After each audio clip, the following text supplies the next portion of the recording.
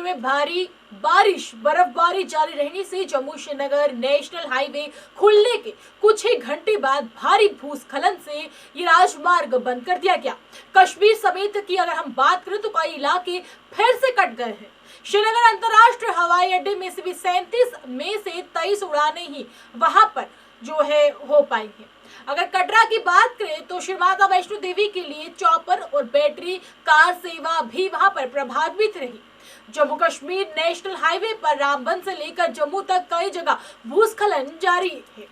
वहीं अगर हम नगरोटा स्थित बन टोल प्लाजा की बात करें तो वहां पर भी एक पहाड़ का हिस्सा जो है सड़क की एक लेन पर आ गिरा। वहीं लेन वाहनों के लिए पहले से ही बंद होने के चलते एक बड़ा हादसा वहां पर जो है टल चुका है, जिससे ये बड़ी राहत मानी जा रही है। वहीं कई इलाकों में बिजली सेवा प्रभावित हुई है। मौसम खराब के चलते कश्मीर यूनिवर्सिटी में आज शनिवार की जो परीक्षाएं हैं वो भी स्थगित कर दी गई है।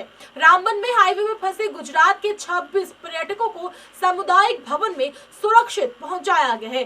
जरूरी सप्लाई से जुड़े सैकड़ों वाहनों को घाटी के लिए रवाना किया गया है। वहीं जम्मू कटरा मार्ग पर म्याड़ के पास कुछ सड़क का एक हिस्सा धंस गया है और इससे इलाके में वाहनों की आवाजाही भी जो है प्रभावित रही है। और प्रदेश में शनिवार को यानी कि आज ऑरेंज अलर्ट के तहत भारी बारिश व बर्फबारी की चेतावनी जारी की गई है। कश्मीर संभाग के ज्यादा बर्फबारी इलाकों में बर्फीले तूफान अलर्ट जारी किया गया है। हालांकि मौसम विभाग की ओर से जानकारी दी गई है कि 9 जनवरी से मौसम शायद साफ हो जाएगा। छोटे वाहनों की भी वहां से जो है वहां पे निकाल दिए गए हैं। वहीं जम्मू के पुंछ, राजौरी, रामबन, उधमपुर, भद्रवा, किश्तवाड़, कठुआ में जिले के पर्वतीय क्षेत्रों में दिन भर बर्फबारी जारी रही। जम्मू जिले में समेत अन्य मैदानी इलाकों की अगर हम बात करें तो दिन भर बारिश होती रहने की वजह से तवी नदी में भी जलस्तर बढ़ चुका है।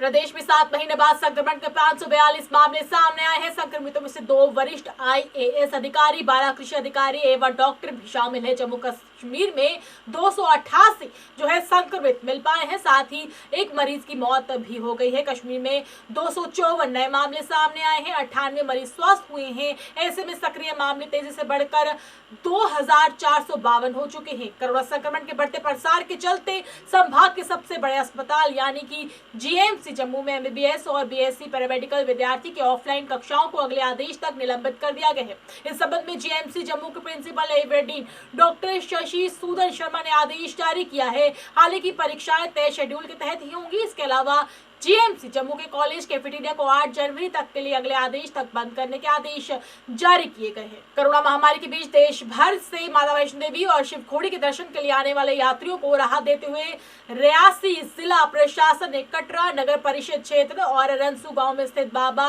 और वहां पर डंसर और साथ ही वहां के ढाबे, रेस्टोरेंट व खाने पीने की अन्य दुकानें रात 11 बजे तक खोलने की अनुमति दी है। अन्य दुकानें रात 9 बजे से सुबह 6 बजे तक कोरोना कर्फ्यू वहां पर लागू रहेगा। इसी तरह श्रद्धालुओं पर यात्रा पर आने जाने में भी कोरोना कर्फ्यू की कोई पाबंदी नहीं रहेगी। रियासी के जिला उपायुक्त चरणदीप सिंह ने आदेश जारी कर कहा कि वैष्णो देवी के आधार शिविर कटरा में दुकानें रात्रि 9 से सुबह 11 बजे तक बंद रहेगी। हालांकि श्रद्धालु को सुविधा देखते हुए कटरा में खाने पीने की दुकानें रात 11 बजे तक जो है खुली रह सकती है। इसको लेकर पुलिस की ओर से अनाउंसमेंट भी जारी की गई है। मैं आपको बता दूं कि रियासी जिले के रंसू गांव में शिवखोड़ी में भोलेनाथ की एक पवित्र गुफा है, जहां वैष्णो देवी की ही तरह देश भर से श्रद्धालु माथा टेकने आते हैं। DC रियासी ने साथ ही कहा है कि भले ही माता वैष्णो देवी व शिवखोड़ी के श्रद्धालु को कोरोना कर्फ्यू की हद से बाहर रखा गया है, परंतु संबंधित विभाग, होटल मालिक और खासकर दुकानदार इस दौरान कोरोना के नियमों का सख्ती से पालन करें,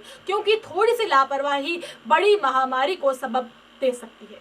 उपराज्यपाल के सलाहकार राजीव राय भट्टागर के स्कूल शिक्षा विभाग को निर्देश दिए हैं कि केंद्र शासित प्रदेश जम्मू कश्मीर में राष्ट्रीय शिक्षा नीति 2020 को प्रभावी तरीके से लागू करने के कदम उठाए जाएं। टीचिंग लर्निंग प्रक्रिया को बेहतर बनाया जाए। नागरिक सचिवालय जम्मू में स्कूल शिक्षा विभाग के कामकाज की समीक्षा करते हुए भट्टागर ने कहा कि टीचिंग लर्निंग के मूल्यांकन के लिए राष्ट्रीय व अंतर्राष्ट्रीय स्तर पर निर्धारित मापदंड बने हुए हैं। अध्यापकों के लिए परीक्षण को अहम करार देते हुए उन्होंने कहा कि समय के अनुसार बेहतर नतीजे सामने लाने के लिए अध्यापकों को परीक्षण देना बहुत ही आवश्यक है। हर अध्यापक की कार्यक्षमता का पता लगाया जाए और वहां पर प्रदर्शन के मूल्यांकन के लिए स्थानीगत तरीका अपनाया जाए, प्री प्राइमरी स्तर पर बुनियादी ढांचा मजबूत किया जाए, अपर प्राइमरी व मिडिल स्तर पर विद्यार्थियों के ड्रॉप आउट के कारणों का विशेष पता लगाया जाए, विद्यार्थी जो हैं उनके लिए लिंग अनुपात को नजदीक लाया जाए, पढ़ाई के बेहतर नतीजों और समय समय पर पढ़ाई का बेहतर ढांचा कायम न होने पर विभाग को जिम्मेदारी व जवाबदेह बनाया जा सकता है।